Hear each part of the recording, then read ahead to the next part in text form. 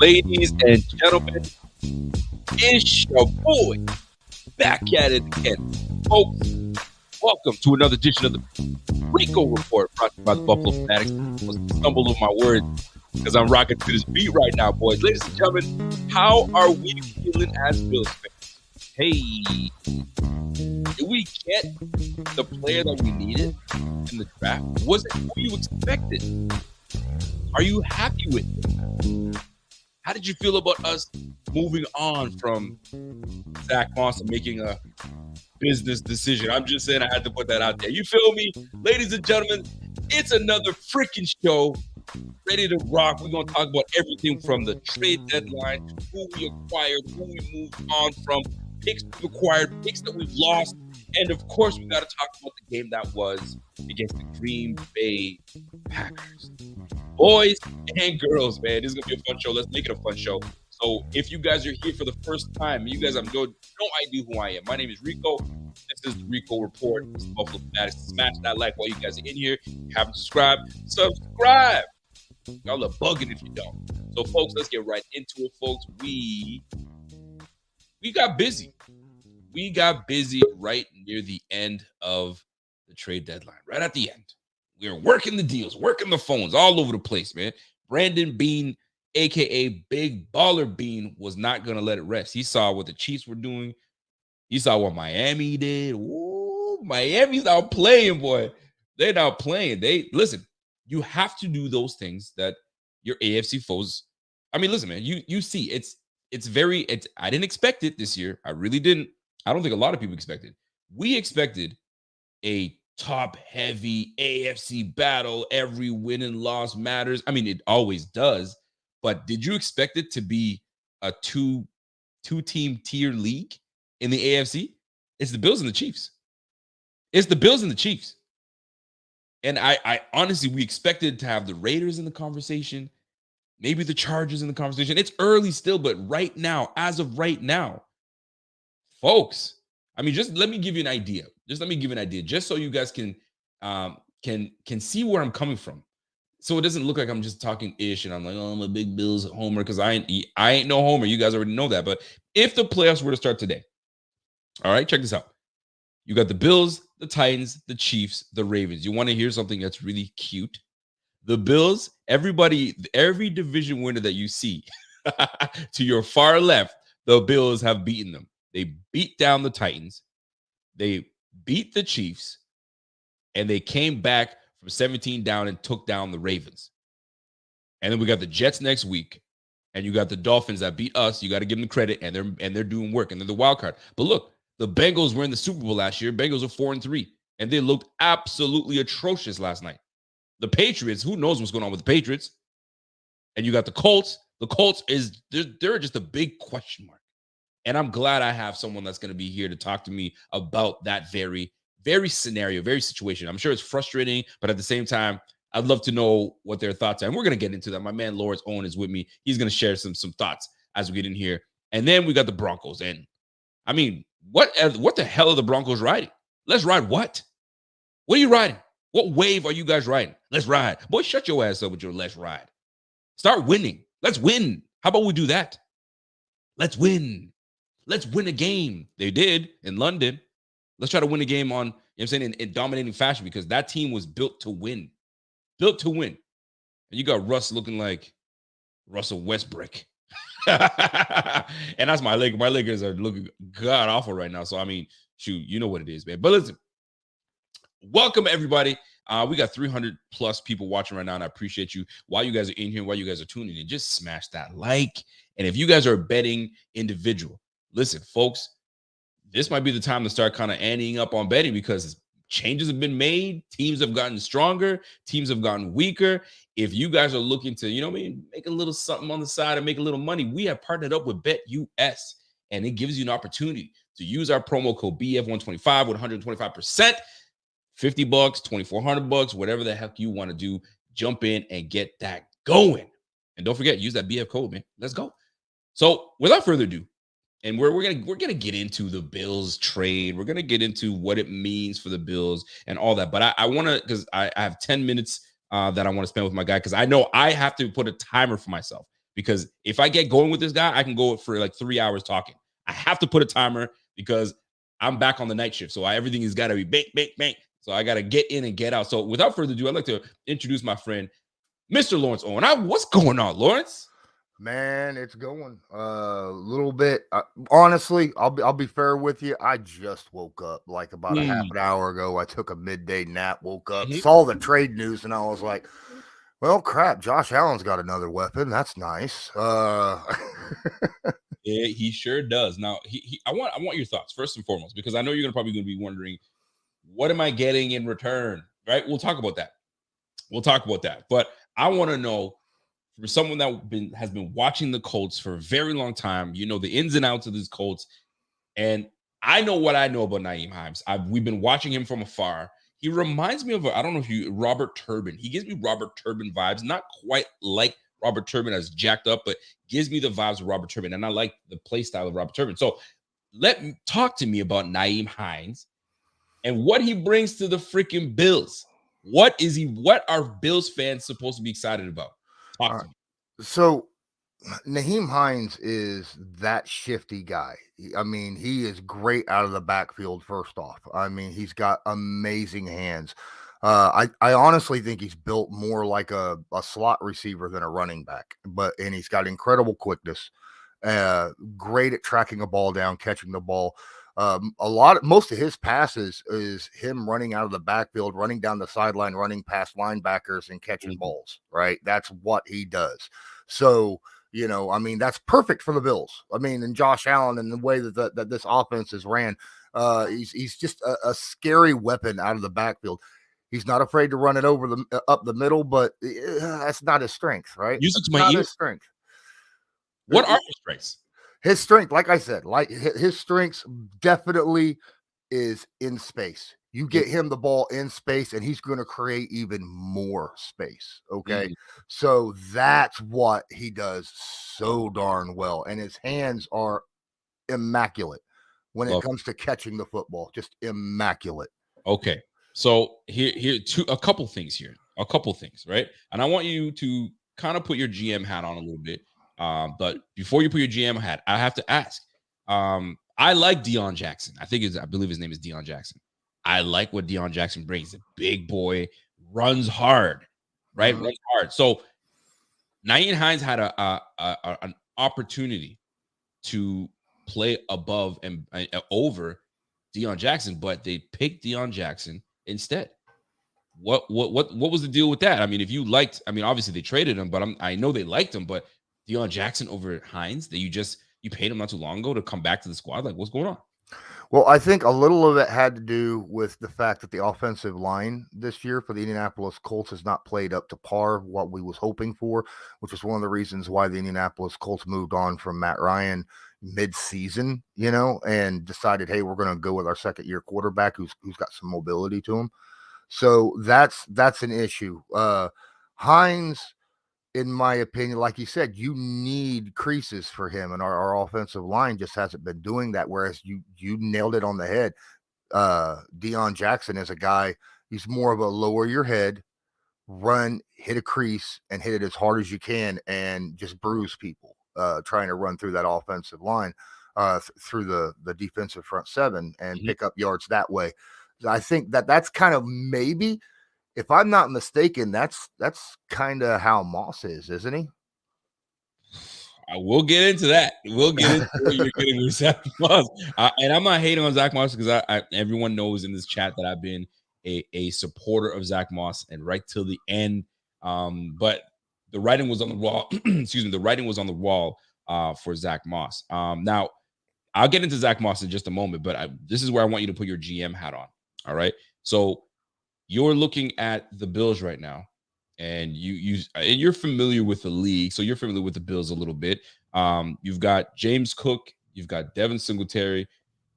James Cook was supposed to be the Nyheim Hines, right? Mm-hmm. Catch out of the backfield, great hands, all of the above. We just pretty much traded for James Cook, in my opinion. So you're the GM. What are you thinking as if you're Brandon Beane? Why did you make that move when you have pretty much that guy already in your backfield?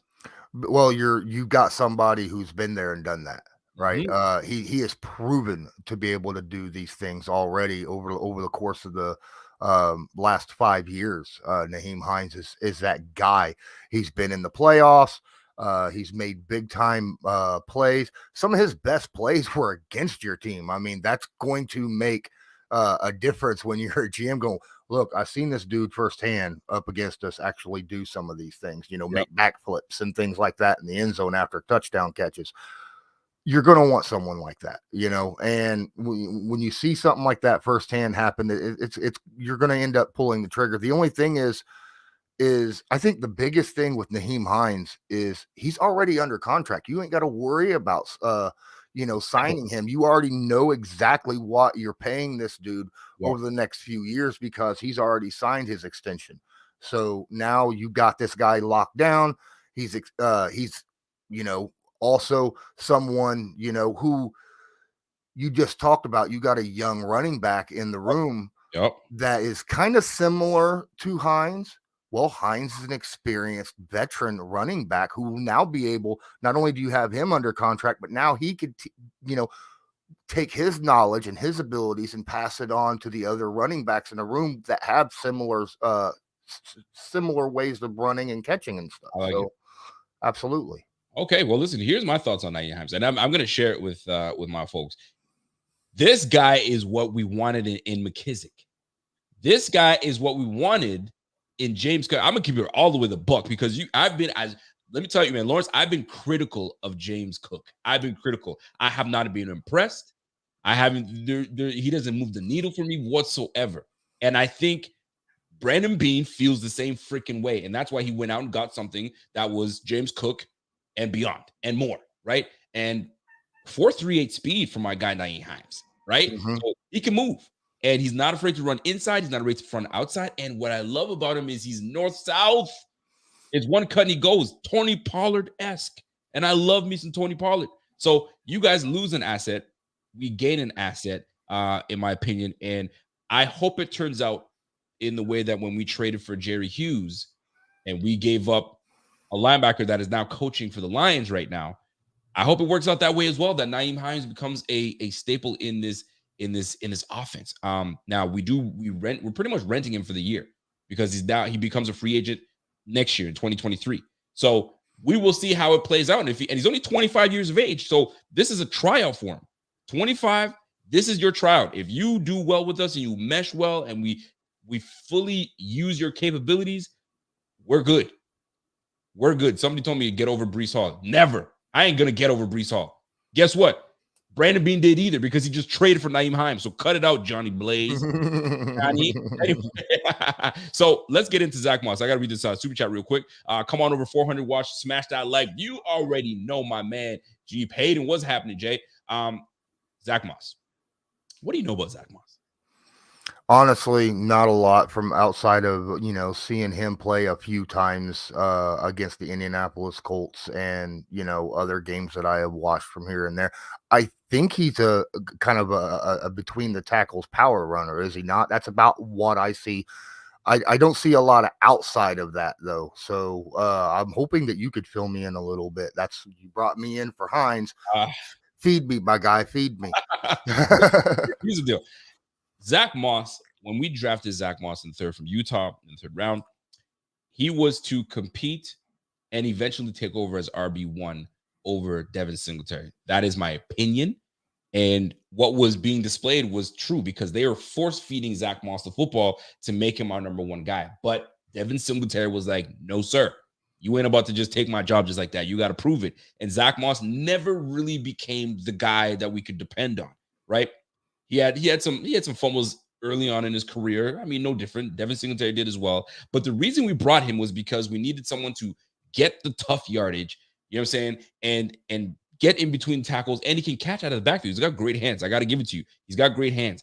And he had decent breakaway speed coming out of Utah, but just was never able to really flourish in this Bills offense. And it's not like they didn't give him his opportunities. They did. Just never flourished. Now, maybe it just wasn't a good fit. Now, he's a decision-making type of guy. And what I mean by that is, this is a quote from him. He likes to make defenders make business decisions, right? He's a big boy. And he's had some moments where he's crammed it and he's good, but his decision-making is his challenge. That is his problem. The lane may be right there. He won't take it. He's such a in-between tackle guy. He's got it ingrained in himself. Is he'll just stick to it. He'll stick to the lanes. If they say, yo, you gotta go B gap, you gotta go C gap, he's going B gap, C gap. That's just, there's no end. The wide angle is right there. I will remember this play to the day I die. We're playing the Patriots. The Patriots, we score on this and we win this game. We're in the red zone. They hand the ball to Zack Moss. A great seal block is made. Zack Moss, all has to do is use his peripherals and look outside, and he's in the end zone. What does my guy do? Looks outside. Nah, I'm good. Goes right inside. Stopped. Are you kidding me? That was going to be the game. Decision-making is the problem that I have with Zack Moss. Now, the pros with Zack Moss. Good pass protector. He will put his nose in the ground, and he will. You're not going to just push him over. It's not going to happen like that. If you get him in space, he's got some wheels. Get him in space, he will make some players move. He'll make some players miss, and he's a strong boy. So the tough yardage and second attempt yardage, he'll get that. He'll get that for you. His balance is nice. He's got good balance, but we needed more from him. We needed more. We needed a spark. We just needed a little more. And with Devin Singletary phasing him out and James Cook being drafted in the second, there was just no room for him. So we had to move on from him. What about his backfield blocking? He's good. He's solid. And that was one of the reasons that he was getting the playing time over Devin Singletary, because he was a better pass protector. And that when you can protect your quarterback, you're going to get more time on the field. But the problem was when you have him on the field, he didn't do enough. He didn't give us enough of a spark, right? We gave you an opportunity. He's been given opportunities, just never took full advantage of it. Now, sometimes a different scene, sometimes a different layout, different blocking. You got Quentin Nelson out there. So maybe this might be the best for him. But you guys are a bit of a mess right now. You guys just fired your offensive coordinator. Frank Wright just benched potential future Hall of Famer for Sam Ehlinger. And Frank Wright is saving his ass. He's trying not to get fired. And chances are he's probably going to get fired at the end of the year. But he's doing all this, and I don't know. So it's making the trade for Zack Moss. This is something that you guys will develop. It's gonna be a back-to-back. It's gonna be him and Deion Jackson battling for it. Really, well, for the number 2 spot. Because I mean, there's no question that Jonathan Taylor's still the dude. No question. But here's something else. I think a lot of this this trade initiated initially, I think, because of the fact that Hines was number 2. And he is a very, very talented running back and has just not gotten the touches over the course of his career with the Indianapolis Colts, because he's always been behind someone. When he first came in, he was behind Marlon Mack.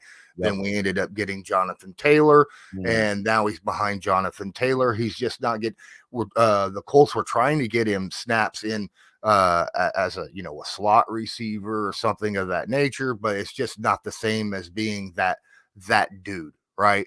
And so I'm curious if maybe because Hines quietly put in for a trade with the Colts like a couple weeks ago, asked for a trade. Not very many people knew about that. And that's why they've been taking these calls and stuff about it.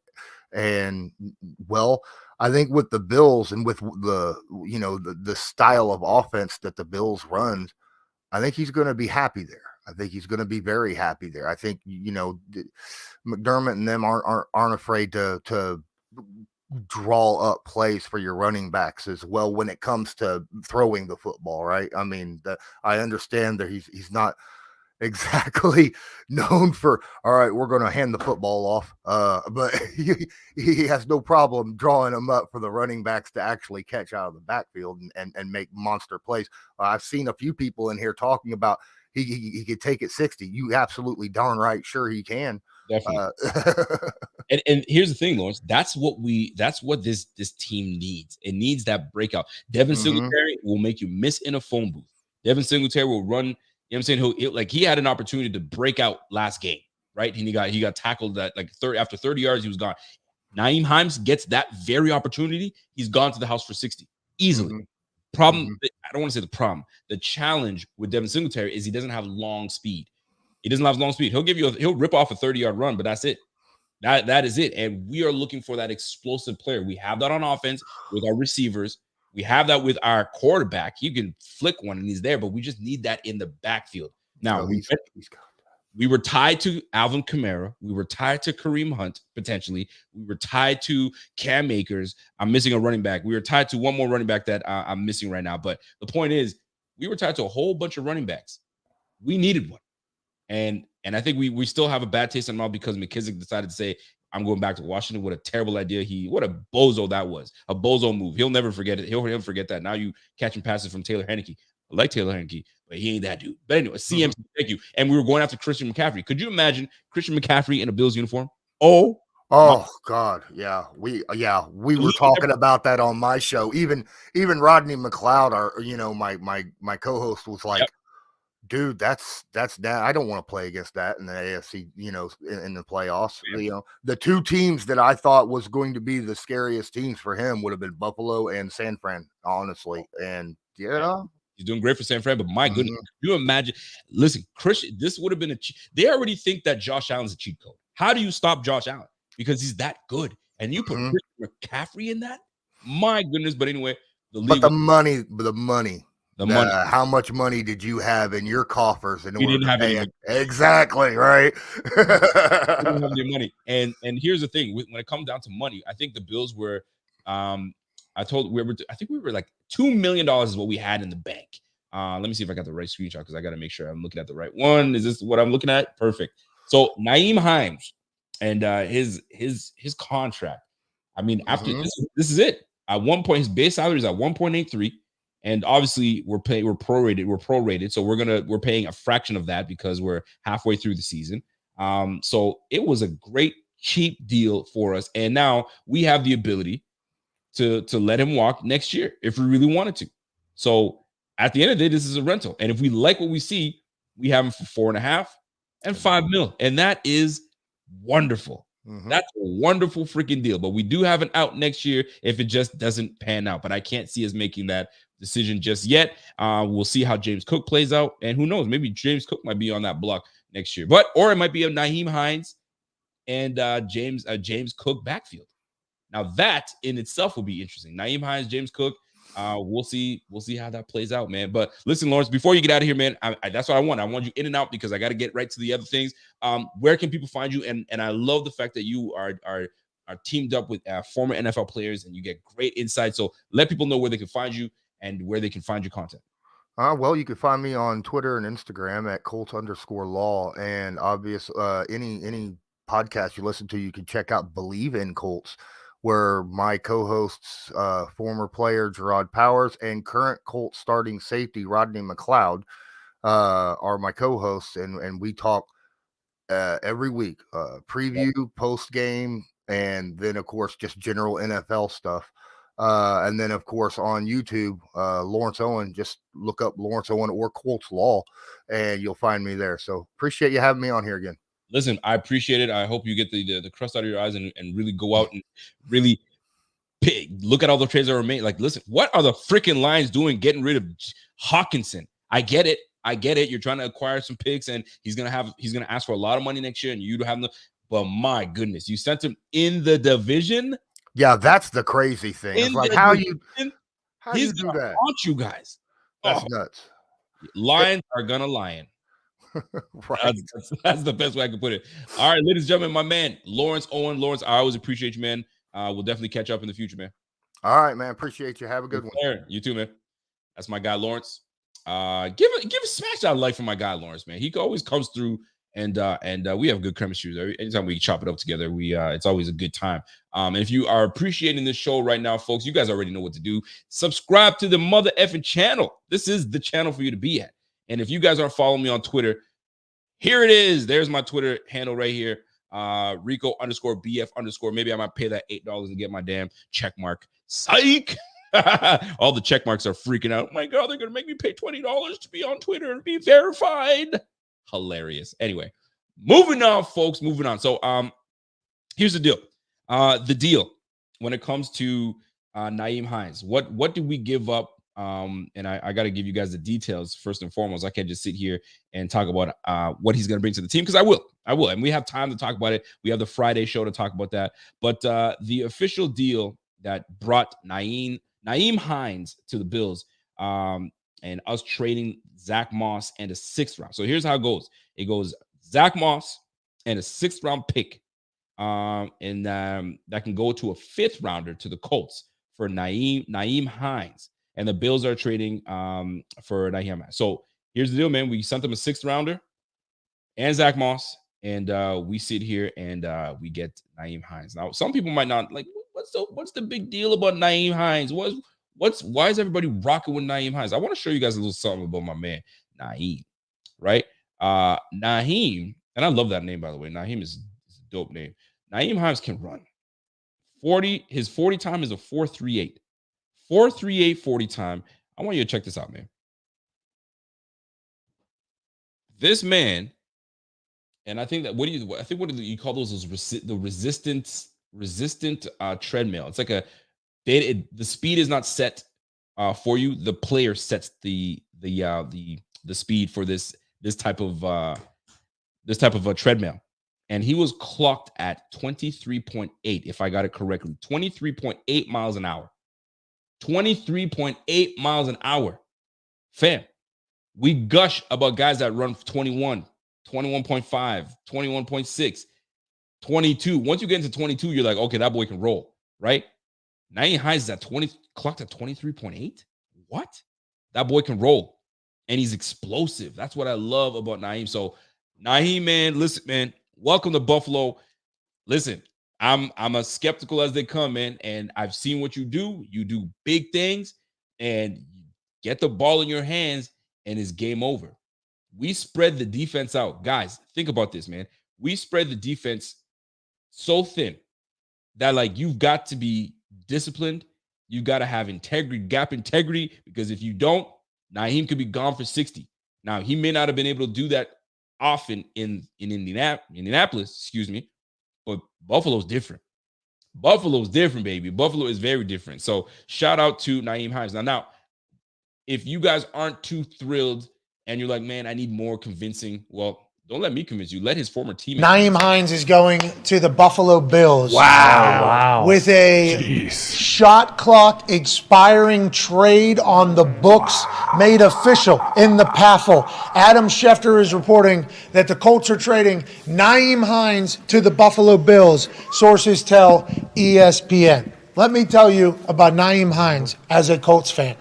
Let me tell you about a guy who's going to be beloved by Bills Mafia. He's incredible in the community. He's fucking explosive. He actually says before he returns punts, if I die, I die. He has that type of mentality. He has that type of mindset. He has the capability of doing a round-off back McTwist flip thing in full pads. He seems to be incredibly durable. He has the ability to be a slot wide receiver, a scat back, and he can fucking hit it and get it. He just hasn't had as many opportunities because Jonathan Taylor was here, and there was a full stable in the backfield 2 years ago whenever he was good. We did pay Nyheim Hines. We thought Nyheim Hines would become one of the big-time receiving threats for the Indianapolis Colts this season. The season has not gone how everybody expected it. They paid Nyheim. He was being talked about as being shopped around. And whenever I heard that the Bills were looking for a running back, it was supposed to be Kamara. Kamara has 3 touchdowns. Don't think the Saints are going to trade him, obviously, is what we're doing.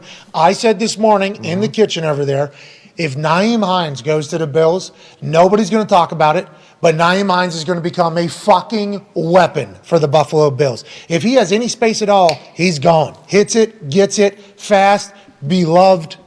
We're going to miss him in Indy. I don't know what messages to send into the entire Indianapolis Colts fan base. I don't know what this means for the future, but I do know I'm happy for Nyheim Hines going to a playoff contender, a real threat, and fucking Bills Mafia, you're going to love this dude. He is awesome. So that's my take on it. We thought it was going to happen earlier, thought there was a chance it was going to happen. Now it is 4 o'clock Eastern. The trade window has ended. The Colts did make a move. They pick up some draft picks, I guess, and get rid of Nyheim Hines as the Buffalo Bills, once again, a team who is very fucking good and has a lot of weapons already, get richer. There it is.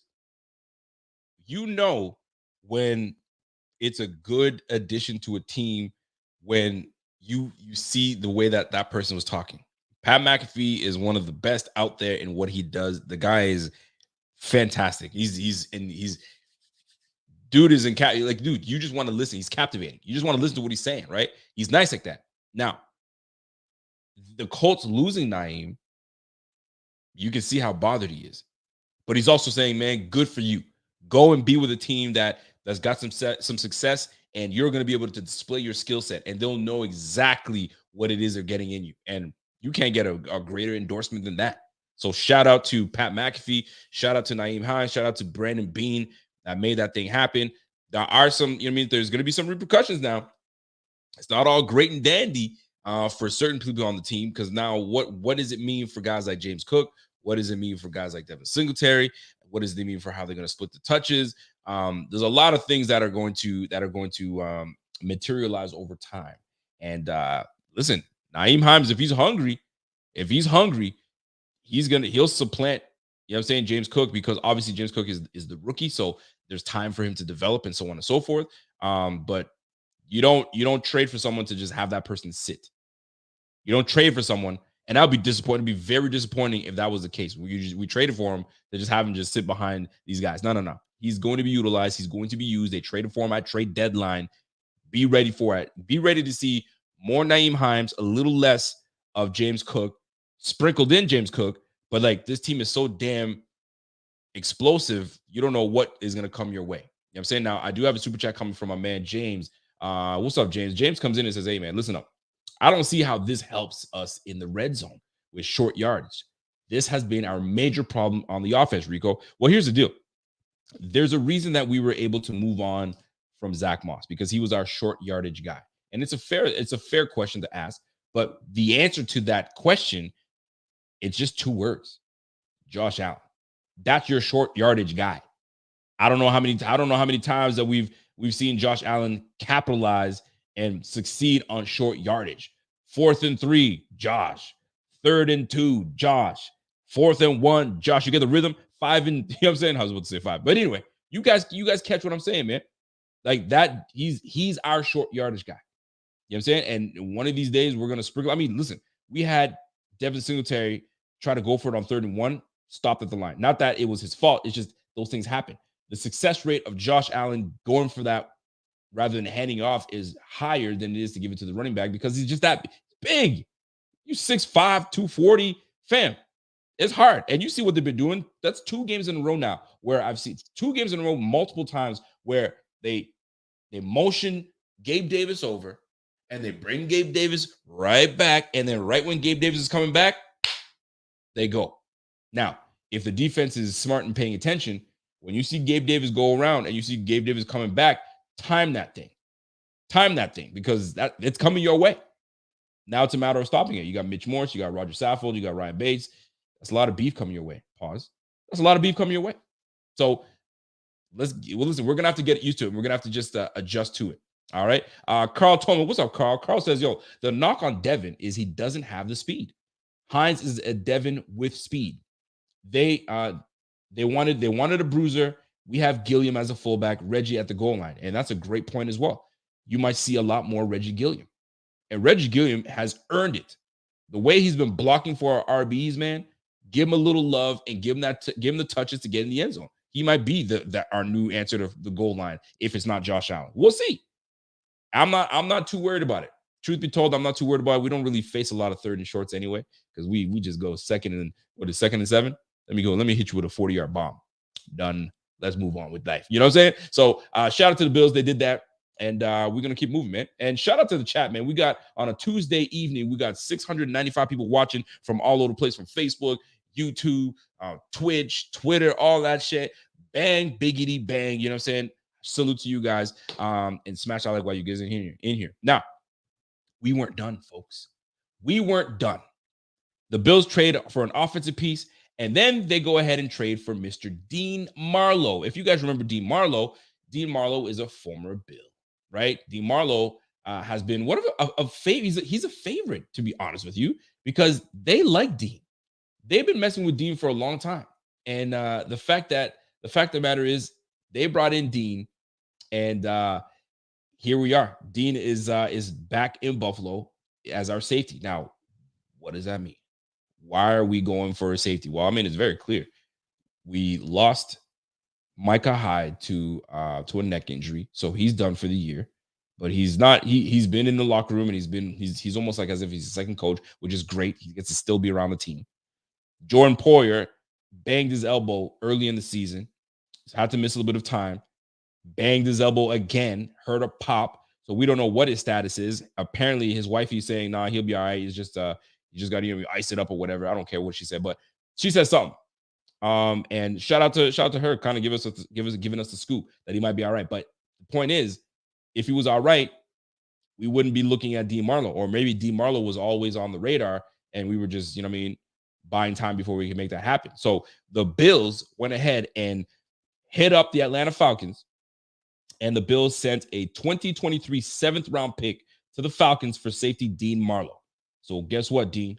Welcome freaking back. And you know who else we get to welcome back? Tre'Davious White. Tre'Davious White has officially been activated to the active roster. So we might see Tre'Davious get sprinkled in here and there. He might just jump right into a starting position. Who knows?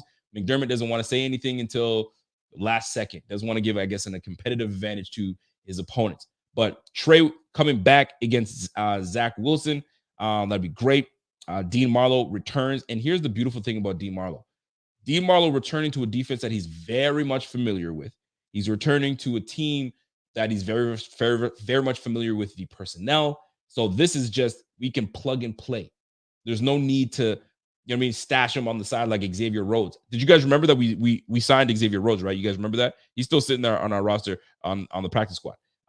So we will actually be able to use Dean Marlowe. Now, when you add certain players, you've got to subtract certain players. So who will be released on this team, unless they've already made that decision, and who's going to be on the inactive list? Because right now, Nyheim Hines coming back, Tre'Davious White coming back, that's roster spots that now are taken. So somebody's going to be either deactivated or put on the practice squad or released and then brought back.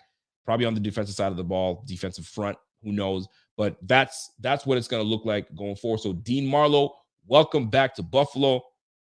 Nyheim Hines, welcome to Buffalo. I can't wait to see what packages they decide to put out for you.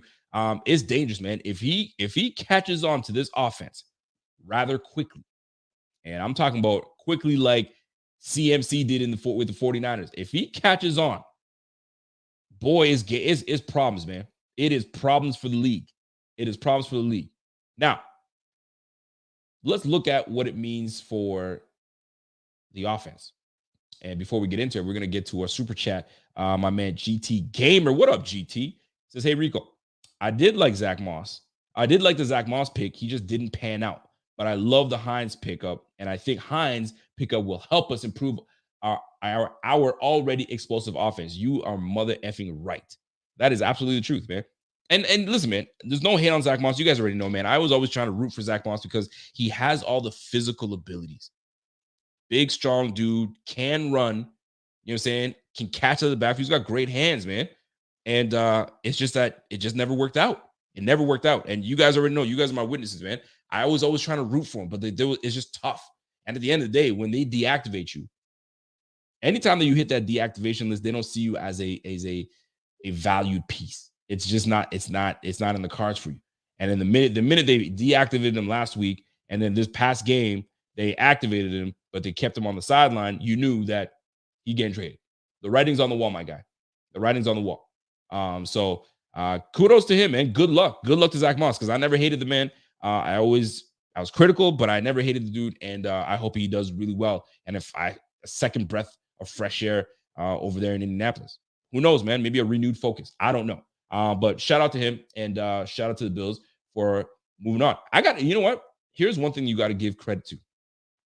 You got to give credit to Brandon Beane. And I'll tell you why you got to give credit to Brandon Beane.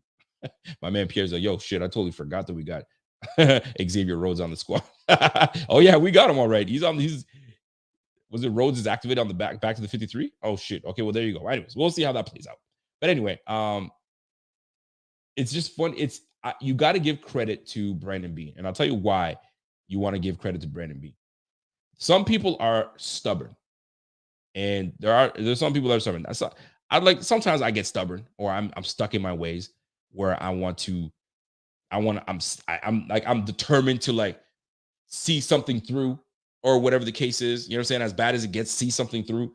Some might say we're all stubborn for following the Bills for so long and having them lose 4 Super Bowls straight and be ridiculed for the last 20 years. Let's just say like the last 20 years when Tom Brady was around, like we're stubborn.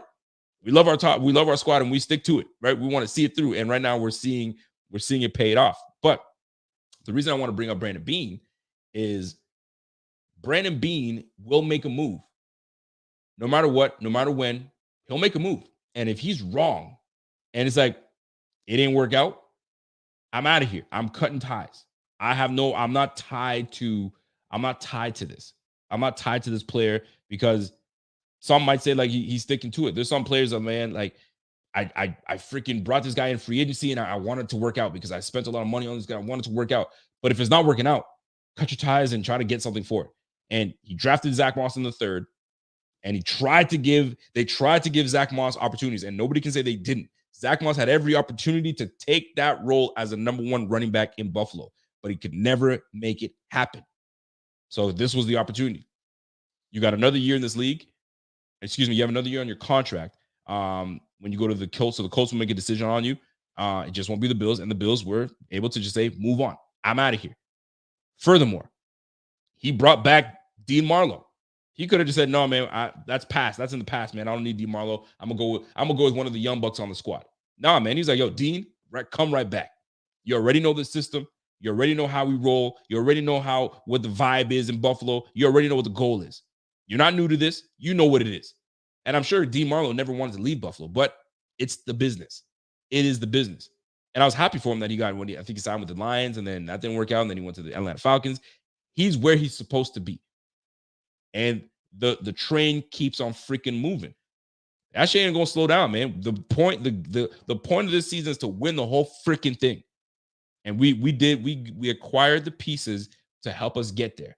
And that's a great feeling for a Bills fan.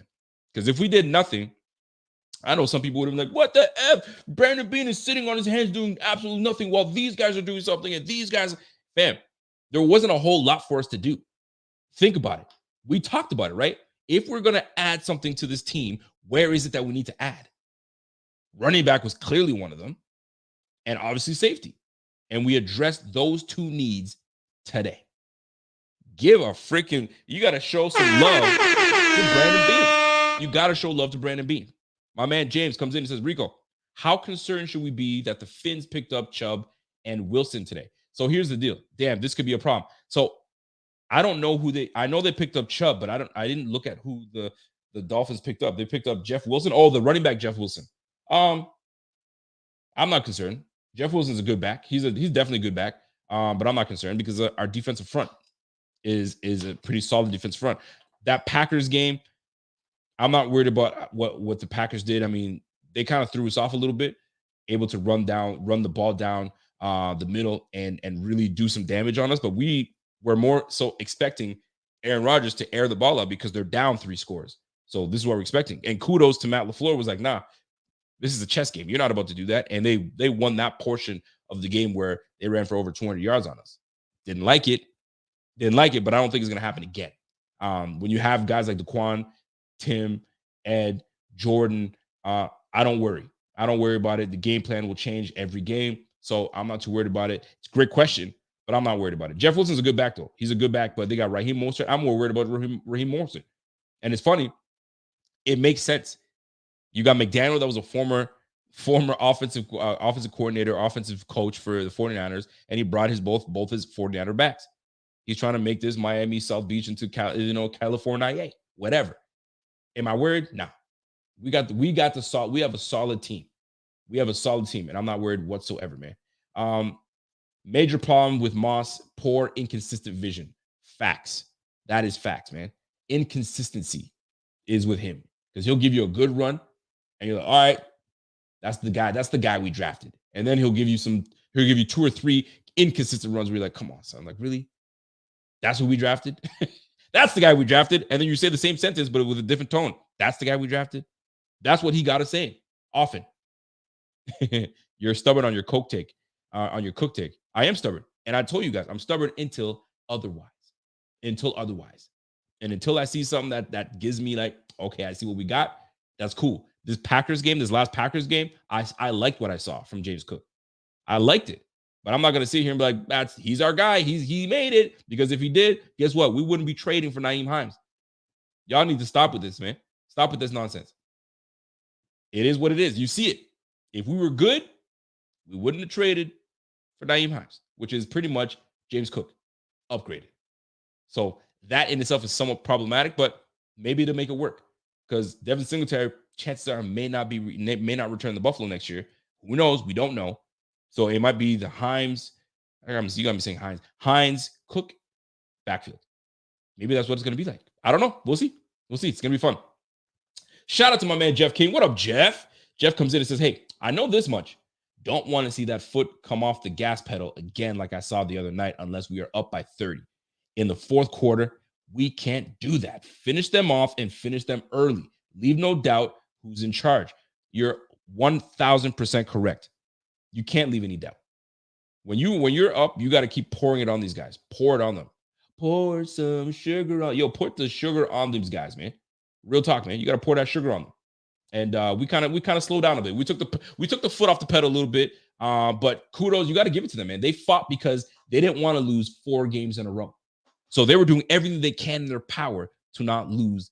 Because listen, man, we want to blow every team out we can possibly, but it's not always going to happen. And I'm not saying that's what you're saying, Jeff. But it did seem like we kind of chilled out. But when you turn the ball over, Mr. Josh Allen, can't do that. 2 awful turnovers. 2 awful turnovers. We can't give the ball back to a team that is sitting here trying to, not lose their season. And right now it's not looking good for them. The Vikings have a freaking grasp on that number 1 spot. The Bears are, still somewhat competitive, and they just traded for Chase Claypool. So maybe, and the league is beginning to like, we need to get our quarterbacks a Stefon Diggs like receiver. You know what I mean? They need their Diggs.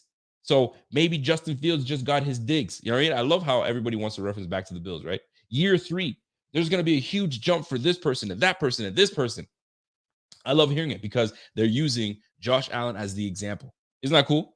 Right? The guy that we're hating on the most at the beginning can't do this, can't do that. And I'll admit, I was one of them. I was like, oh, damn, we drafted Josh Allen. Okay, all right, cool.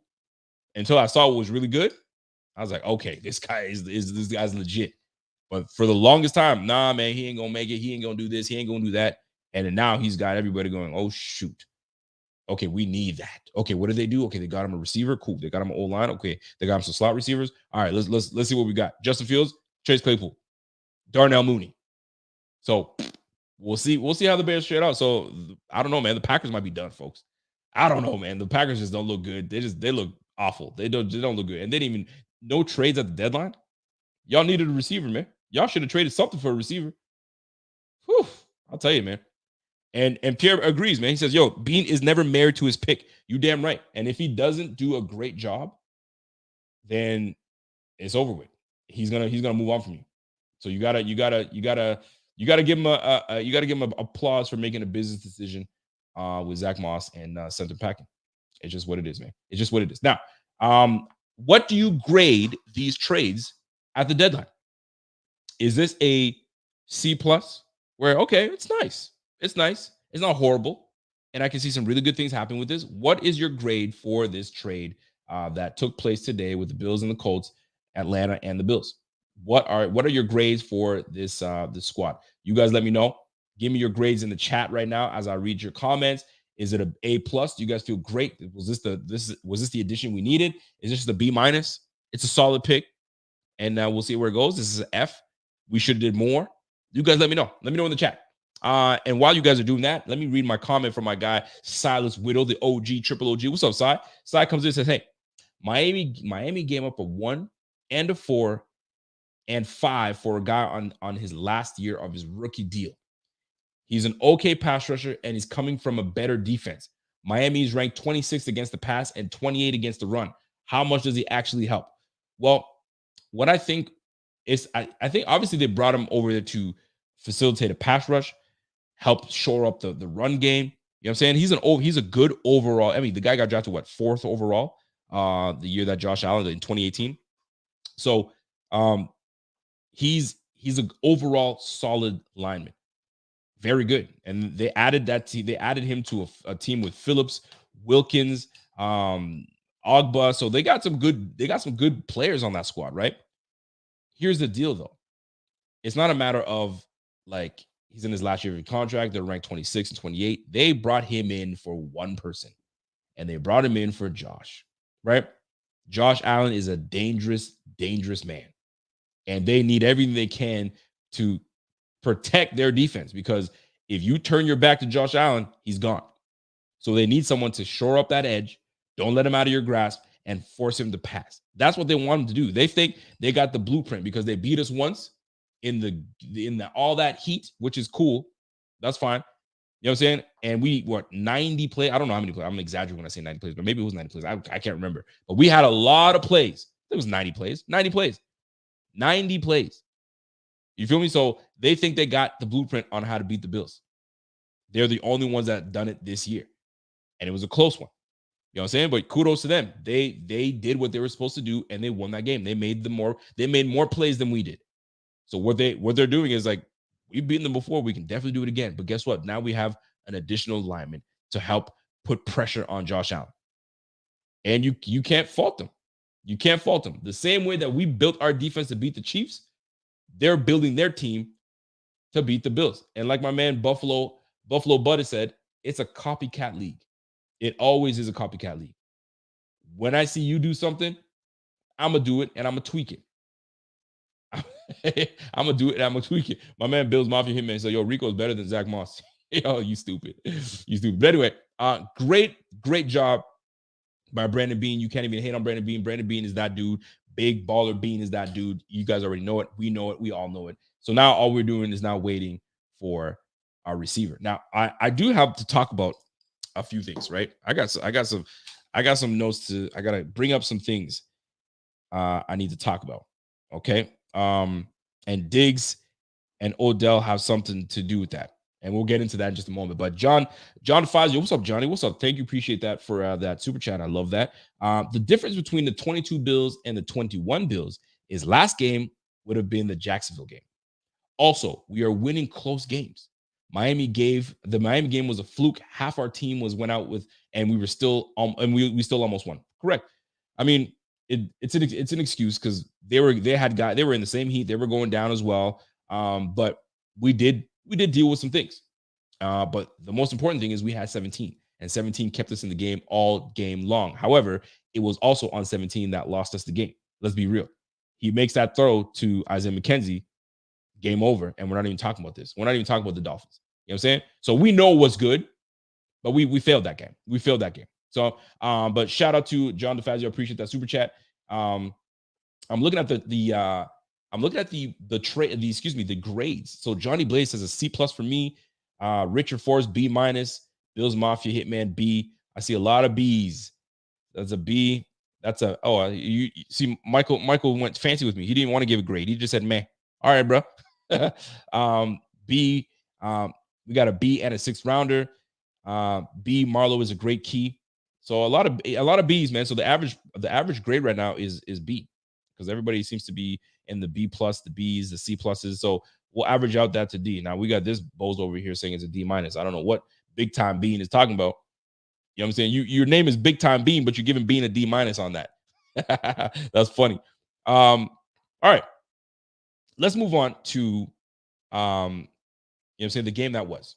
All right. And I don't want to take too much time off of that, but let me get the super chat real quick while I get in there. What's up, Silas? I appreciate that super chat again, brother. Phillips has 3 sacks. Ogba has 0.5. Ingram has 2. Miami will have to continue to blitz to generate pressure. Josh will kill the blitz as usual, since 15 guys won't hurt. 15 guys won't be hurt in December. Love Marlowe, by the way. That's a great point. Now that we'll all be healthy, we'll see what's really good in the winter. You know what I'm saying? And Tua's starting to get a little steam. So we'll see how that plays out, man. It might be a great matchup. It might be a fantastic matchup. So we'll see how this all plays out in the end. I love every bit of it, man. And what these Bills are doing, listen, man, what these Bills are doing is proving to and showing Bills supporters, the people that pay to go watch the games, the people that pay for jerseys, the people that, you know what I'm saying, that invest their time in these Bills. They're like, man, we're not wasting your time. We want to win the whole thing. And this is how we're going to prove it.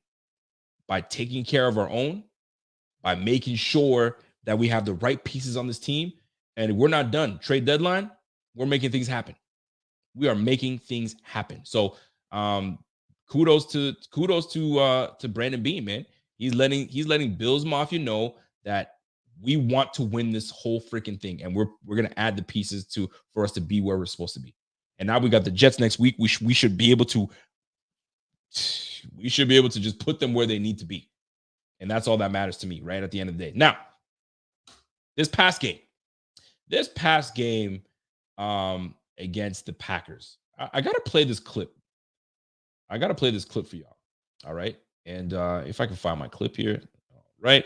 I gotta play this clip, and I need y'all to tell me how y'all feel about this clip, because I was puzzled by this. But you let me get on. The tunnel with you and Stefon Diggs. What happened in the tunnel before the game when you guys yelling at each other going on the field? Man, I was just keeping it real with him. Told him he couldn't mess with me and him, little boy.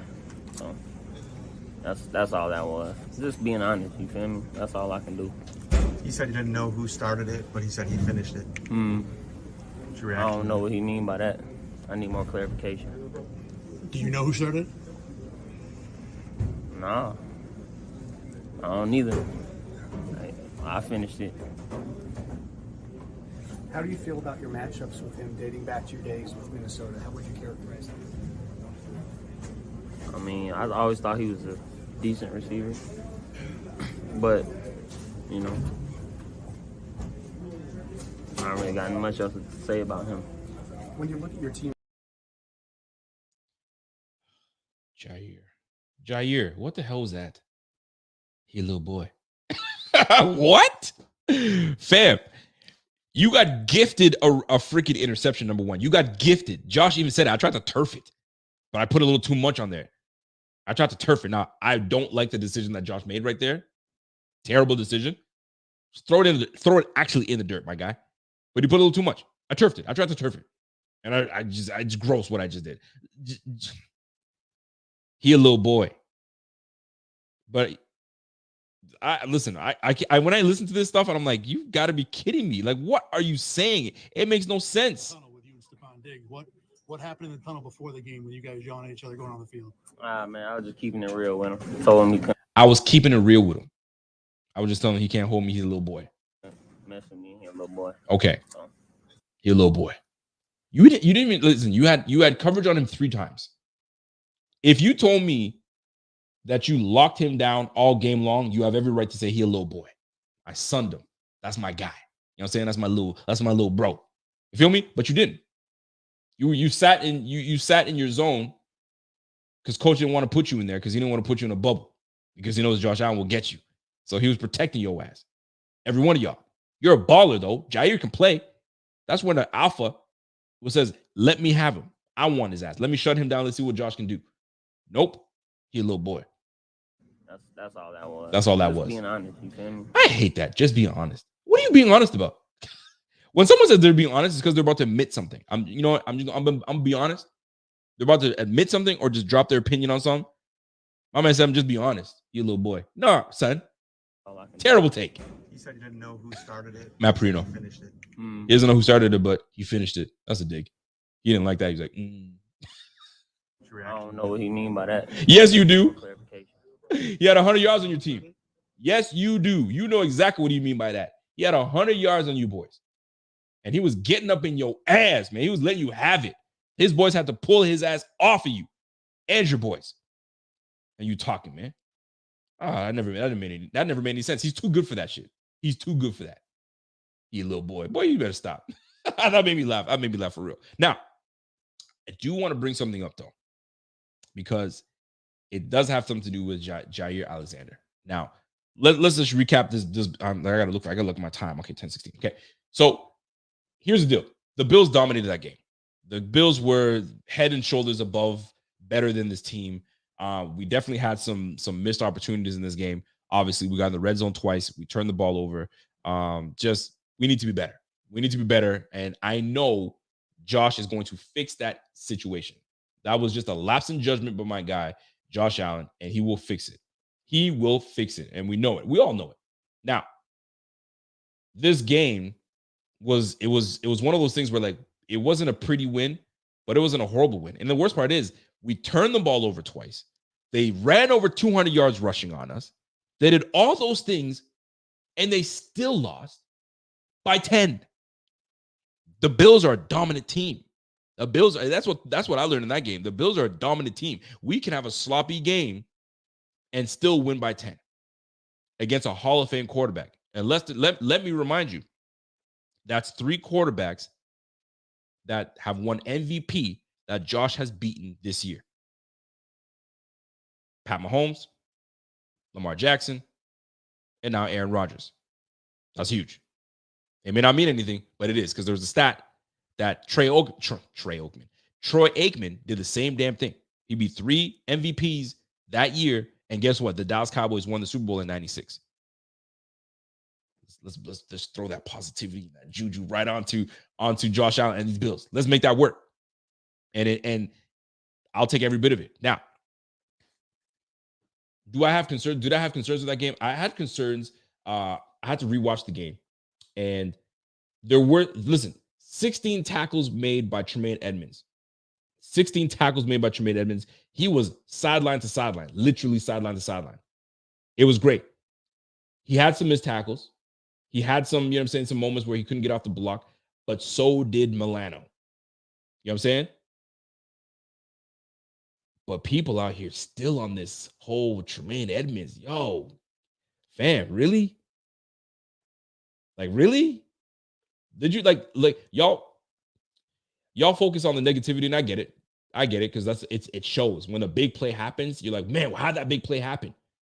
And then you're like, oh shoot, it was a missed opportunity, or was this whatever. But like, man, y'all getting too much on Tremaine, man. The dude had 60 freaking tackles, man. You know how many linebackers missed tackles, man? Urlacher missed some tackles too. But he'd come out with a 16, 15 tackle game, and we'd be like, yo, that guy's an LB. That's a linebacker.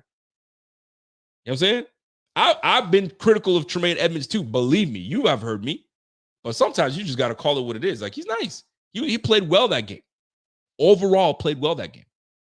But people want to shit on him. It's interesting. It's very interesting. Anyway, but that's not what I want to bring up.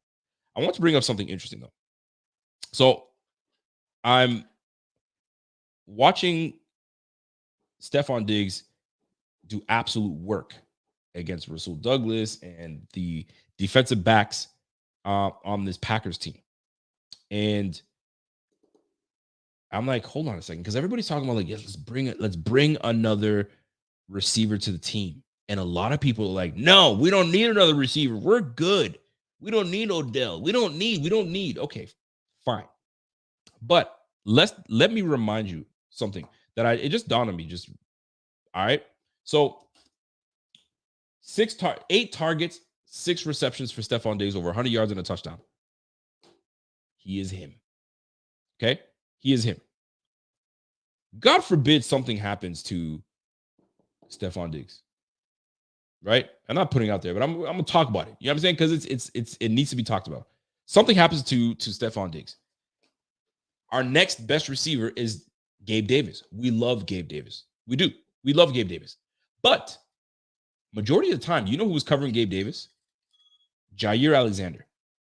And Jair Alexander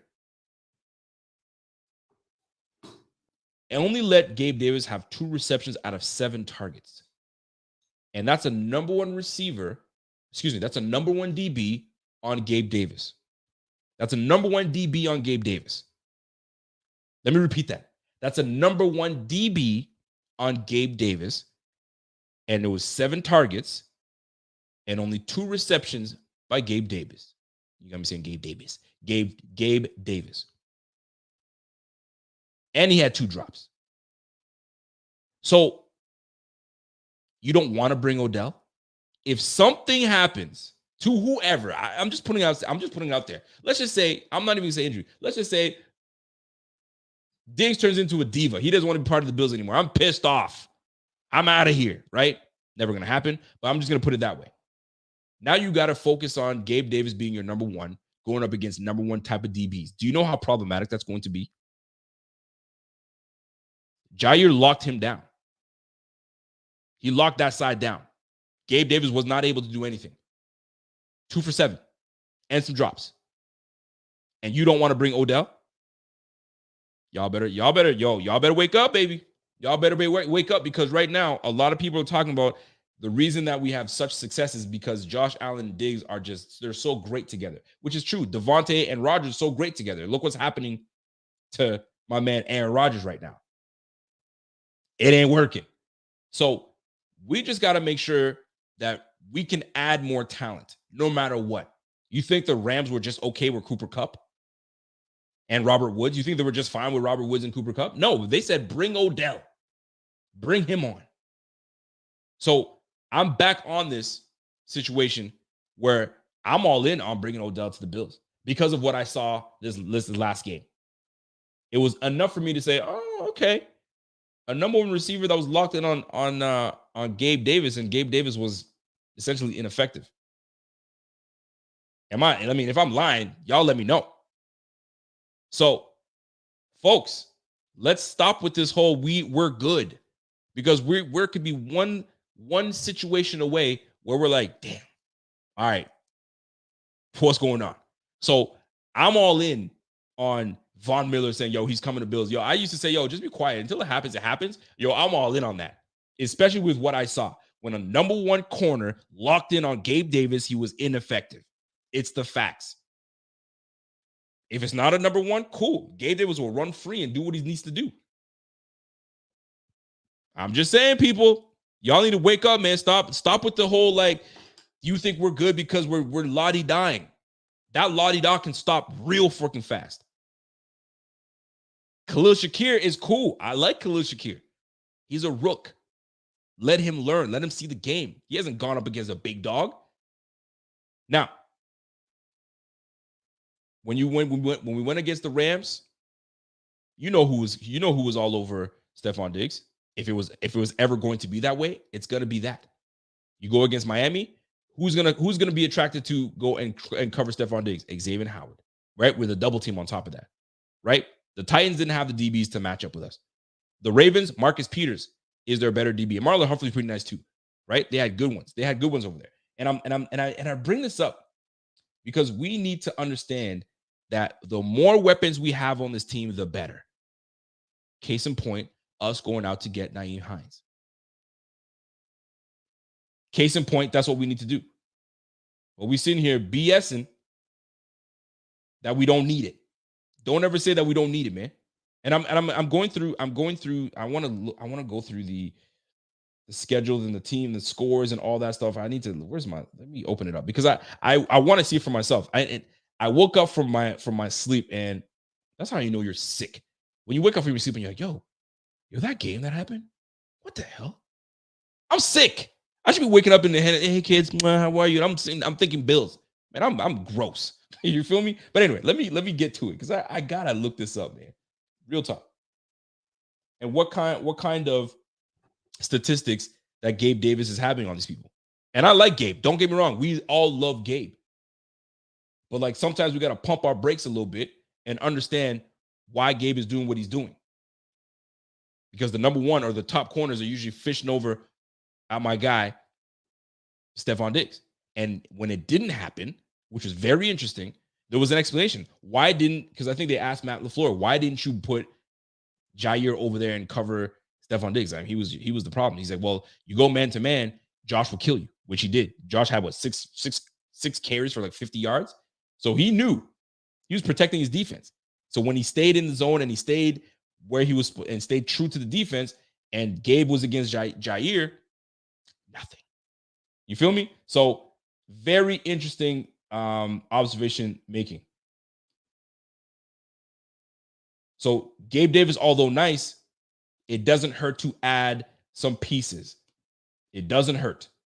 It doesn't hurt. What did Gabe Davis do in that last game? So first game, statistical wise, Gabe Davis, what did he do? He had a big, he had 4 receptions for 88 yards. He had a 47 long, right? Gabe obviously had a great game that game, but he wasn't going up against the top corner. All right, here we go. I have to freaking scroll all the way through these things. But anyway, you guys catch the point I'm trying to make. And you go up against the Packers, Jair silenced. He silenced my guy. So go after, the point I'm trying to make is go after the guy. Go after him. If you got an opportunity to go after him, yo, put that contract in place and say, yo, when you're ready to go, come December, let's roll. Let's win this whole thing. And then we can talk about future deals and you staying with this team. And now we have Davis, we got Diggs, and we got Odell. Let's go, baby. So keep that in mind. I'm not trying to be that guy that says, yo, I'm hate. It's not hate. This is just observations. And if you really look at it, if something were to happen, we are in trouble. Yes, we have Josh Allen, but we are in trouble if something were to happen to that connection. Just for example, look at what's going on in Green Bay. Trouble in Green Bay. All right? Just saying. So that being said, the good, the bad, the ugly. I want to get into the last game that we had with these Packers. I mean, listen, there's a lot of good. And by the way, I got to give a shout to my man Carl Tolman with a super chat. He comes in and says, "Hey, we're not giving OBJ a Von Miller contract. All we will be doing is renting him for the rest of 22 and it will cost about $4 million. OBJ for 3 months. Sure enough, I like it. And then you can talk about whatever contract you guys want to deal with afterwards. You know what I'm saying? But like, it just makes sense from the come here. It'd be a shame if he went somewhere else. It would be. Because now I'm like, oh boy, we're all in. But it doesn't hurt to go and grab yourself a big time receiver in OBJ. He will fit. If he was able to fit in the Rams, he will fit with the Bills. Especially with a freaking quarterback like Josh Allen. Have you seen the way that freaking Matt Stafford's been playing? Are you kidding me? OBJ is smart to come over here and play. And you have a quarterback that loves to sling the rock. Boy, stop. Y'all better stop. By the way, shout out to my man, the House TV. Glad we couldn't stop the run versus the Packers just because we will correct it and be ready for the playoffs. Sure, teams will try those play runs on us. Of course. Listen, sometimes these things happen where we got to tweak. We got to tweak and we got to do whatever we got to do. Jeff King comes in and says, hey, Von being as smart as he is and with all that talking he's doing, I'm guessing he would restructure his contract to bring him here. You know what? That's another good point. When these players really want to win, when these players know that one extra piece will work, I'll restructure specifically my contract so you can have enough money to pay him. Guess what? Deion Dawkins might say the same. Josh Allen might say, you know what? Yeah, let's rock. Go ahead and change that up for me and tweak it and give what he needs. You don't think the top paid players on the team would do that? Trust me. If it means them winning a damn championship, take a little bit out of my check so we can win this damn thing. And guess what? Guess what that does? All that does is attract more players to come to Bills. That's just what it is, man. Winning is contagious, and we've been winning. We've been doing some winning. We're now 6-1. And the last time the Bills were 6-1, guess where they went? Super Bowl. I'm just saying, folks. This is real. This is getting real, baby. This is getting real. And we just got to keep stacking them W's. Stack them freaking W's, man. James comes in with a super chat and says, hey, this is just for fun. I can't believe the Lions have traded Hawkinson. How about Knox and a 4th rounder for Hawkinson? Knox is going to turn into a good player, man. He's going to turn into a solid player. And I was critical of Knox. But Knox made me shut my mouth. And I'm good with it. If I'm critical, as a content creator, as a fan of the team, and if I'm critical, shut me up. Shut everybody up. And that's what Dawson did. You know what I'm saying? James Cook has an opportunity to do the same. And he did a really good job last game. Honestly, I liked it. I like what I saw from him. Anthony Fasciano says, yo, signing a talented receiver costs money. Who are we willing to say goodbye to for OBJ? You don't necessarily have to say goodbye. You may have to just do some restructuring and make it happen. And if we have to say goodbye, pick one. Pick somebody to say goodbye to. If it means winning a damn championship. Honestly, pick one. Pick whoever you want. That's the way I look at it. Walter Scales says, if OBJ was a bad guy, why are people like Miller and McVay wanting him so bad? Sorry, I'm going to trust people that have been in the building with him over reports with no-name sources. I mean, or just use your own eyes. Use your eyes. You see what he's able to do on the field. If you don't have social media, and here's the problem. People that are talking about he's terrible, he's this, he's that, they don't have social media. And I'm going to say this by when I say social media, they don't follow these players to see what they're doing. All they go is by the big reports from the big heads, and they say, "Yep, that's it." Learn to follow. That's why when I have these players come on to the show afterwards, you know how many messages I get, dude. I never thought that player was like that. That was so cool that you had that player. I never knew that. Man, I'm a big fan of that guy going forward. Oh, I love this guy. Y'all need to stop with that, man. Go and figure out and go see what these guys are doing. These guys are in their communities. These guys are doing all these things that you guys wouldn't know anything about. But because they said that they did this and that and so on and so forth, oh, we don't want Kareem Hunt. Did you see what he did to that woman and this and the third? It was years ago, number one. And what has he been doing ever since? Can't stand that shit, man. Shit bugs me. People can't F up. Honestly, man. Y'all perfect? I didn't think so. Anyway, the good, the freaking bad, the ugly with this game. I'm going to make this quick. I'm going to make it sexy. I'm going to get out of here. Here's the good. When we're bad, we're good. You know what I mean? When we look sloppy, we're still good. We were able to win this game by 10 points, double digits. What I liked about this game was how we just got on these guys. We were off for 2 weeks. We were a little rubby. We were a little scrubbish a little bit, but we were able to stay with the big play, with the deep ball. We were able to establish the run game and commit to it. And how you saw that was what we did with Devin Singletary. Devin Singletary, 14 carries. He had 2 catches in this game. Did he have 2 catches? Yeah, he did. He had 1 catch for that 16-yarder. He had 15 touches in this game. I love it. And Devin Singletary looked good. Dude was 5 yards a carry. He looked good. You can't even hate on that. Loved what I saw from him. I loved what I saw from our defensive backfield. Jordan Poyer went down. Obviously, we let a few things get by us. But for the most part, we did pretty damn good going up against a team that was desperate, that needed to pass, and they couldn't. So they had to go back to the run game. Obviously, that's where we suffered a little bit. But for the most part, I liked what we did defensively. We stifled these guys at the beginning. They couldn't really get any rhythm. Obviously, a couple big plays by Romeo Doubs, but they didn't really do anything to us, man. Robert Tonyan had 5 receptions. Romeo Doubs had 4. And Aaron Jones out of the backfield, 4 receptions. Everybody else, 1 catch here, 1 catch there. So for the most part, we did good. We just didn't finish what we needed to do, right? Here's another good. Ed freaking Oliver. And I talked about this in the pregame, and we haven't really been hearing Ed Oliver, but granted, he was hurt. So he's only starting to get back into his groove.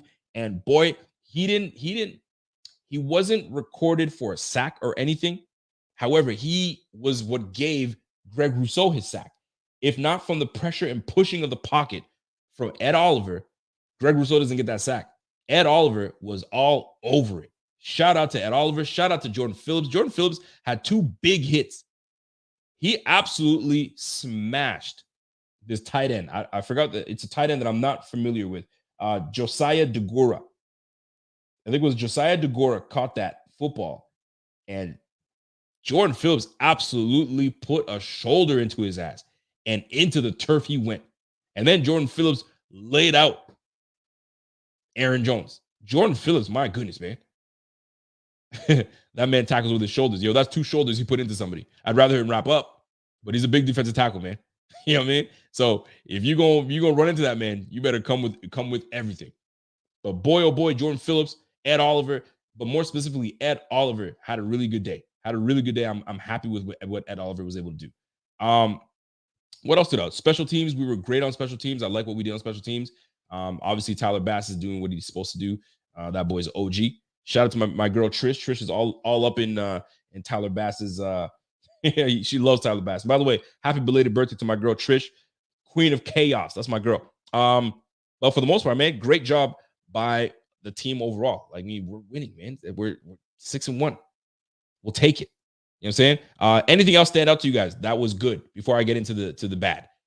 Because there were some moments that we had some bad moments. You know what I'm saying? So, but anything else that stood out to you? Texas flood. Ed Oliver was disruptive. Absolutely. Ed Oliver was exactly what we needed and what we drafted in him to be. And now that he's playing his natural position as a 3 tech and he's letting the big boys do what they do, now he can just be disruptive. And he's healthy doing it. And he's in the middle of the season. Now he's about to pick up steam. Watch out. Watch out for that, man. Drew Dingus says, I like how we still had all 3 timeouts at the end of the game while Green Bay had none. Coach McDermott, great. I'm telling you, man, Coach McDermott is getting a good feel for the games. He's getting a good feel for it all. And I'm loving what I'm seeing from Coach McDermott. You guys have heard me praise Coach McDermott before, and I'm going to continue to do it, man. He's doing a great job. Another great job. An okay job by Ken Dorsey. Second half, I would have rather see us still kind of commit to the run and commit more to the run. But I'm also going to give him kudos because he got James Cook involved. That's what we wanted to see. Now that we moved on from Zack Moss. Now you have all 3 backs are elusive backs. All 3 backs can make moves in space, and you don't necessarily need to be in like I formation you can spread them out all day because you have versatile enough backs that can do both inside and out. So I'm looking forward to seeing it. So kudos to Ken Dorsey on being able to mix it up and get James Cook involved. But I would have liked to see more run games, more running at the end. But I mean, how many runs do we have altogether? We had what? How many attempts? 27 attempts. We had 14 for Devin, 6 for Josh, 5 for James Cook, and 2 for McKenzie. You know what I'm saying? Majority obviously going to Devin Singletary, and that's what we want. But I'm happy with what we were able to do with the run game, and how we got James Cook more involved. I like that, and we got him on the run too. Shit, I'll take that, man. Great job. Obviously, again, Matt Milano continues to show that he's a freaking OG. The guy is amazing. Got to give him credit, man. Those two together, Tremaine Edmonds and Matt Milano, one of the best in the game right now. One of the best in the game. You can't even hate. Milano is just so instinctive. He's so fast. He knifes in. He just makes plays. He makes plays, and you got to give it up to him, man. Good job, Matt Milano. O-line, I like what we did in O-line. David Questenberry, man, had a low-key solid game. He didn't make me say, who the heck was that? I think he had 1 penalty in that game. I think it was just 1, if I heard it correctly. But David Questenberry filled in admirably for Spencer Brown. And if Spencer Brown needs to stay a little more time and get healed up, David Questenberry held his own. So shout out to David Questenberry. I like what I saw. So that is the good for me. Let's go to the bad. Let me see what time it is. Okay, I got time. The bad. Here's the deal. We allowed 200 yards of rushing. I know it's an anomaly. We haven't allowed that at all this year. So I hope this is not a trend. And I know it's not going to be, but 200 yards is 200 yards. We gave up 143 yards to Aaron Jones, another 54 yards to AJ Dillon. So like, is it cause for concern? No, but at the same time, it's glaring. It is glaring. So I didn't like the fact that we gave up 200 yards. I'm not a fan of that. Josh Allen, what the hell was that? And you got to give it to him. He knows it. So I'm not saying anything that people don't know. What the hell was that, Josh Allen? Those 2 interceptions were absolutely hideous. Hideous. I can't say it. 1 across your body. You've done that throw multiple times. People may start to catch on. I don't know. But you've done that throw multiple times and you've been successful. But maybe you mistimed that one. Maybe you didn't see something. I don't know what happened.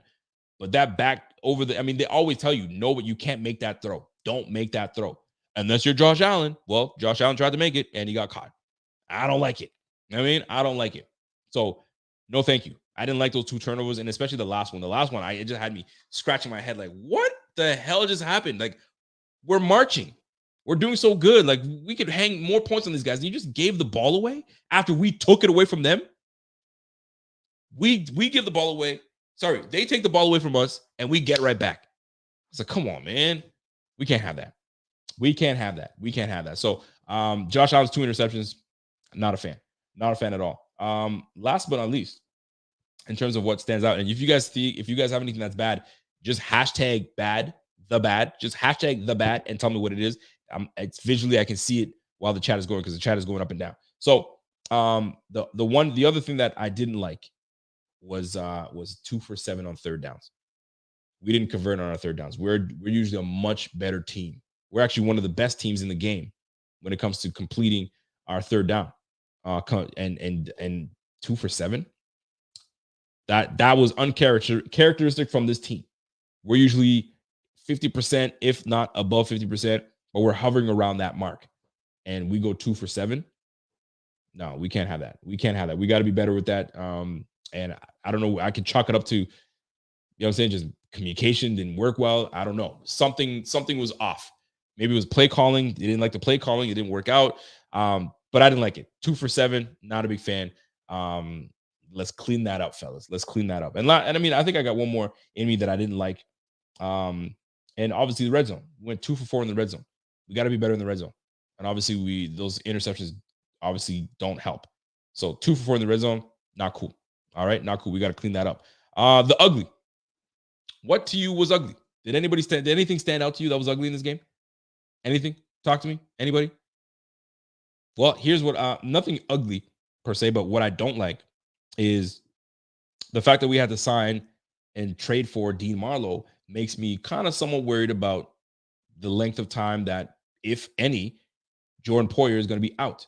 So that leaves us with young DBs, Hamlin and Jaquan Johnson. And not that they can't hold their own, because they can, but I'd rather not. So how long is Jordan Poyer going to be out? And that I don't like. So Dean Marlowe comes in to kind of shore up and give some veteran ability and give some, some insight to these young boys and knowing where to be and so on and so forth.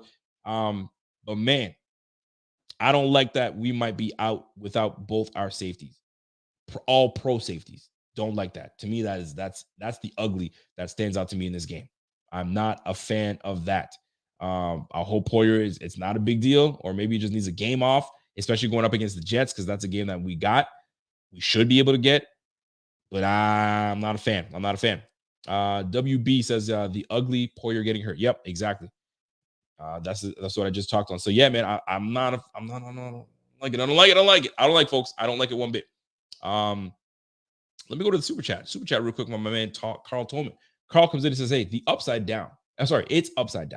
We established the run game in the first half, and we're up by 3 scores, and we quit running the ball when we should have been. The Packers down by 17 ran the ball when they needed to pass. It was, and this is something that kind of threw me off, and this is what pissed me off the last game, right? I mentioned it against the Pittsburgh Steelers. We're up huge against the Pittsburgh Steelers, but yet we only had 18 attempts in that game. 18 run attempts. We're up that much points, and you're only running the ball 18 times. This is where you need to establish yourself and start, killing the clock. And here's another thing. We lost the time of possession, 33-26, because who was running the football? They were. So great point, Carl. Like, run the freaking football. You're up 3 scores, man. Just start running it. Like, kill the clock. You know what I'm saying? But I mean, at the same time, I also understand not taking your foot off the pedal. You want to score, but then turnovers happen. You throw 2 interceptions. So I found that a little odd. But I'm sure of it that we will clean that up. We saw our mistakes and we'll clean that up. So to me, that's the ugly in all of this. James says, Dorsey's play calling in the red zone with lack of design run plays, it was bad and ugly.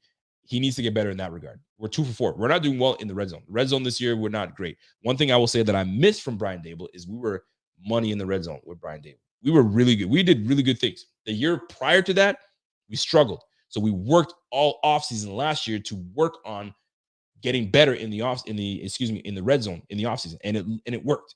So we need to maybe start working on that damn red zone again.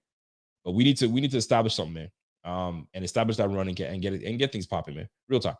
So that's the ugly for me. And last but not least from our segment, you guys, it's one of the favorites. It's the milk carton alert. Who deserves the milk carton? Anybody? Who's going to be brave enough to put somebody on the milk carton today? Last week, the milk carton candidate were the referees. The referees were just god awful.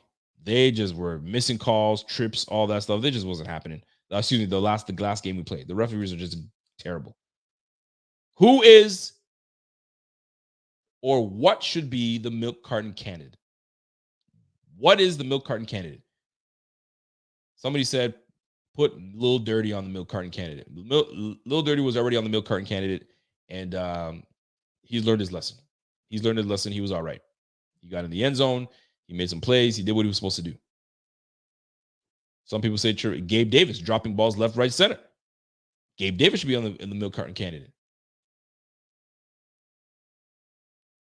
Was it Von Miller? We didn't hear from Von Miller. Should he be on the milk carton candidate?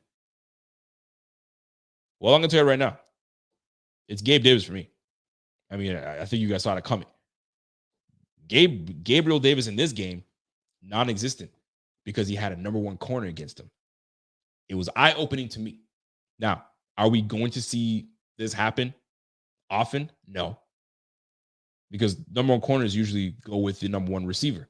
But it was interesting to see that, okay, what can Gabe Davis do against a top flight corner?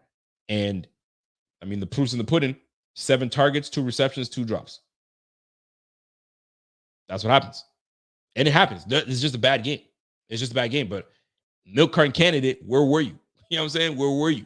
We needed that. You feel me? So when I'm looking at what we're able to do, Stefon Diggs with 6 receptions.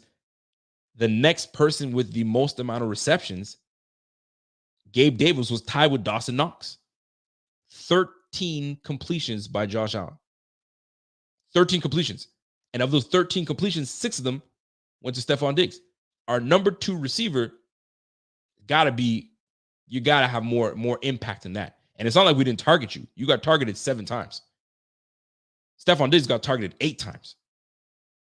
You guys are the most targeted guys on the squad. You got to give me more. Granted, you had a good corner going up against you. You got to win those battles, baby. You got to win those battles. You got to win your battle for your quarterback. I'm going to just leave it at that. But we still love Gabe Davis. Gabe Davis is still that dude. Big physical catch, contested catches. We just didn't have it this game. So hopefully he bounces back. Because guess what? Sauce Gardner's coming to town. You know what I mean? We're going over there. Ahmad Gardner, Sauce Gardner. I don't think he's allowed a touchdown this year. He even called out PFF and was telling PFF, yo, y'all tripping. You guys are putting a touchdown against me that never even happened. He's paying attention. He is paying attention. And guess what? Stefon Diggs is coming to town. So that is going to be a battle in itself. So that tells me something. If Sauce Gardner is going to be covering Stefon Diggs, and Stefon Diggs is going to have his hands full, who the hell do you think needs to step up? Gabriel Davis. And Gabriel Davis better step up all the way. Because Zach Wilson, we know, ain't going to be shit. But the point is, we need to put points on the board. And Sauce Gardner is extremely long corner, a good corner, and he's got speed. So he's going to give Stefon Diggs fits. Thank goodness that we have one of the best receivers in the game in Stefon Diggs, so he'll hold his own. And we got one of the best quarterbacks in the game in Josh Allen. He'll definitely hold his own. But we also need Gabe Davis to hold his own because guess what? 2 receptions off of 7 targets ain't going to cut it. We need you to step up and show up. Anyway, that's it for me. So, folks, I appreciate your time. Obviously, you guys came through. You guys came through large. We had over 5. We had at one point we had just shy of 800 people watching today. So I appreciate you. It means the world to me that you guys are. I'm entertaining somewhat enough that have retained your attention for this an hour and a half. Much appreciated. It doesn't go unnoticed, and I appreciate the super chats. I appreciate it all. Listen, man. One last message, man. Life is too freaking short. I'm telling you right now, life is too damn short. Yo, if you have an opportunity, I'm going to say this again. You have an opportunity to make someone's day and say, you know what I'm saying, man, I appreciate you or whatever. Do it. Because, yo, we losing lives, young lives too quickly, man. And sad because I'm not even just talking about Takeoff. I mean, people might not even know what I'm talking about. But for those that do know what I'm talking about, young rapper loses life to stupid nonsense, senseless, dumb killings. I don't know if you guys know who Davido is. Davido lost his young 3-year-old boy and drowned in a pool. Like, man, it's tough. Today was a tough one, man. So yo, do what you must to kind of hug, kiss, and give flowers to whoever that's around you, because you just never know, man. You just never know. It's too damn short. Life is precious. Some people don't give a damn about life, and they don't give a damn about other people's lives. You know what I'm saying? But you have an opportunity to, salute someone or show love, because it goes quickly. It goes quickly, man. So I appreciate y'all. You guys know what it is, man. Smash that like before you get out of here. And I'm gonna go ahead and give some love to my lady before I go and put the garbage out. I gotta go do daddy things. So that's my time. I appreciate you guys. I hope you guys enjoyed the show. This was one of those cool shows that we were able to interact and really chop it up. And the Bills got better. The Bills got better today.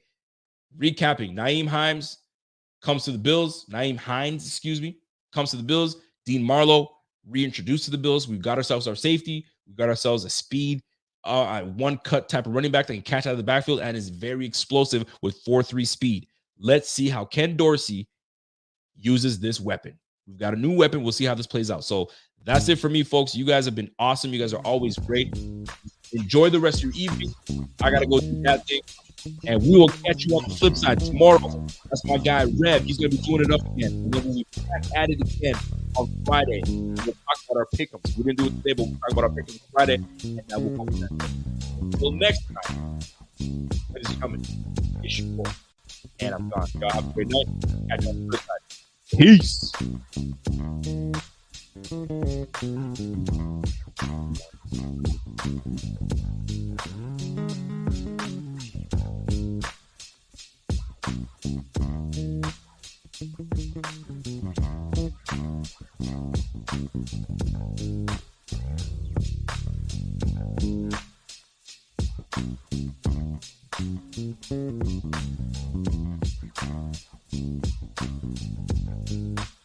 Thank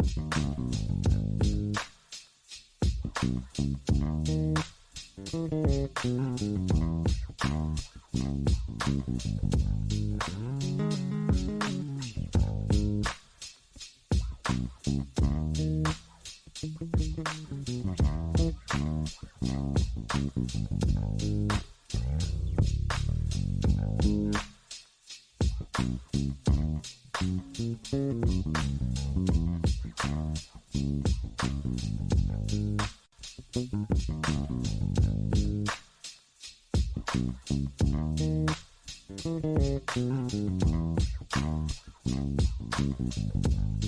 Mm-hmm.